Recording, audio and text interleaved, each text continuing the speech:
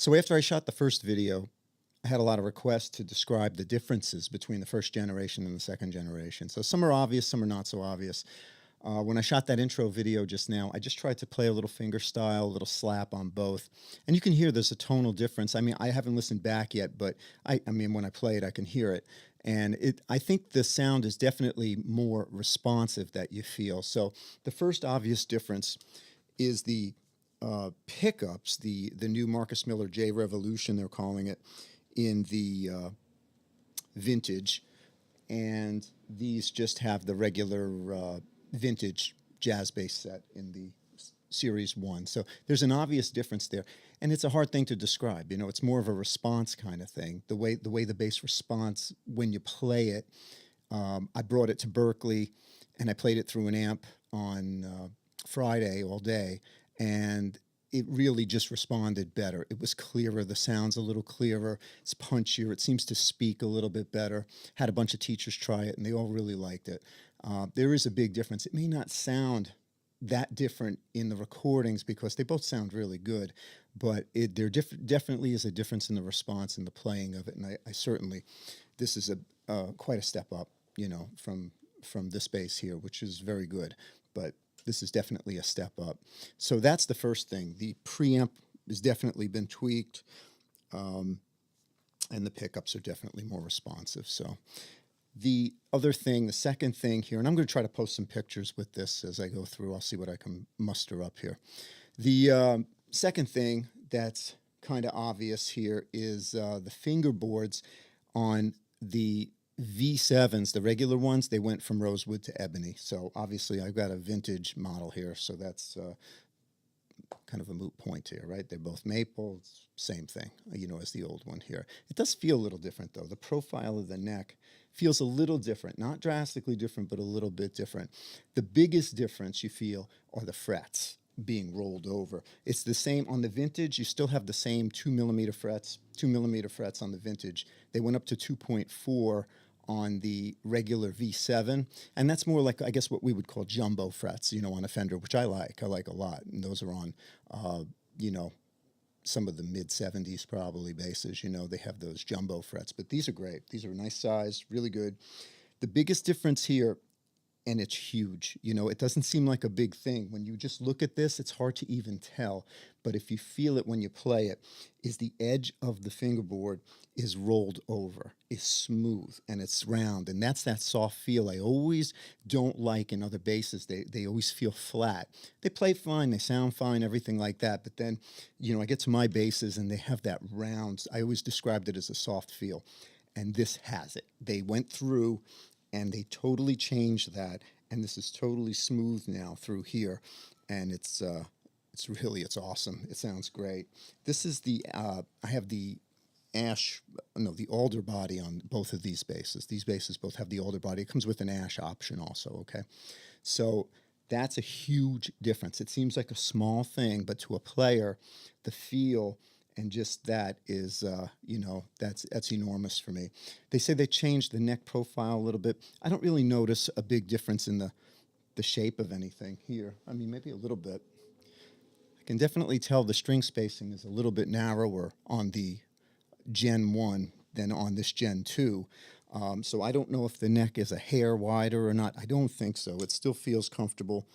And the bridge is the same, and you could probably just adjust that, you know, make up for adjustments. So I did change the strings on both before I played it. I put the strings that I use on my regular basses on both of these basses, and they were fresh. So it was equal, okay? When I ran the sound on the intro, I had the EQ exactly the same. Everything mid, everything panned in the middle, and on the active switch on both basses.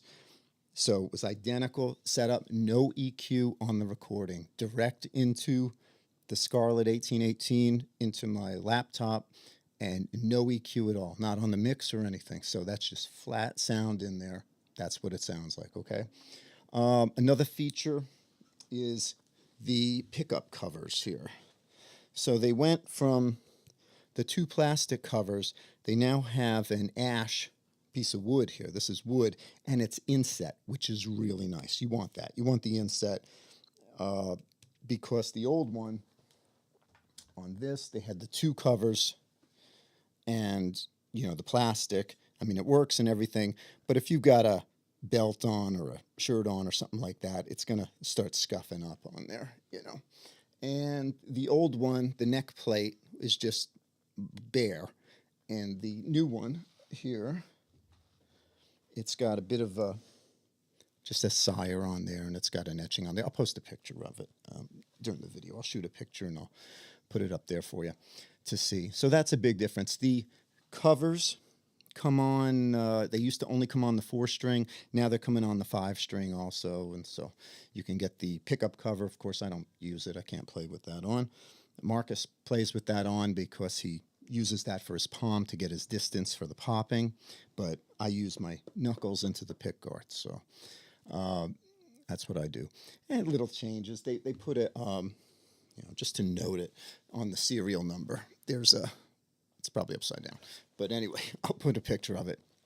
It now says 2N or something like that on the serial number, just to designate that it's the 2nd generation of the Sire. So all in all, that's the difference. I mean, you can hear the sound. They both sound good. But I can tell you, playing it is a different experience. You know, it's really much better, you know, in playability wise, tone wise, responsiveness. It's the best way I can say it, is the notes jumping when you're playing.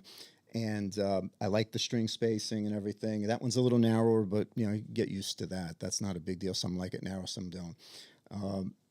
That's personal. Oh, the string tree too. That's a big deal. That is a big deal. So here now you have a new string tree encompassing the 3 strings, the A, which was always, you know, popping off on the other basses, and then you have the old string tree on that. So that's just taking the D and the G string. Now you've got the A string covered too, and that's really nice to get that pressure down on the nut, so the string doesn't pop out or vibrate and buzz and stuff like that. So those are minor things. It's cool and everything, but really the sound, the playability, it really is beautiful. It feels great. I don't notice maybe the neck. This maybe is a little thinner, the old neck, but again, that doesn't matter. To me, it's about sound. It's about feel and playability. So I hope that helps. I'm going to post some pictures of it. I really like this bass. It's really good. I'm going to play it more. I'm going to take it out on some gigs.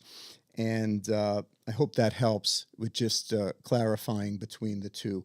It's dynamite. It sounds great. I'm not just saying that, you know, I'm pretty fussy in what I like. I have some of the best basses, you know, made over here on the side. And, you know, that's what I'm comparing things to. So it's kind of hard for me to, you know, compare anything to what I have.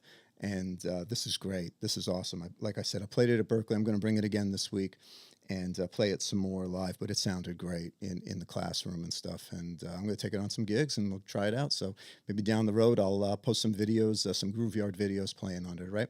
So I hope that helps. I'll post some pictures so you get to see close up some of the features and what I'm talking about. And, you know, write me with any questions. I hope that settles some stuff there, okay? Thanks. Click that like button.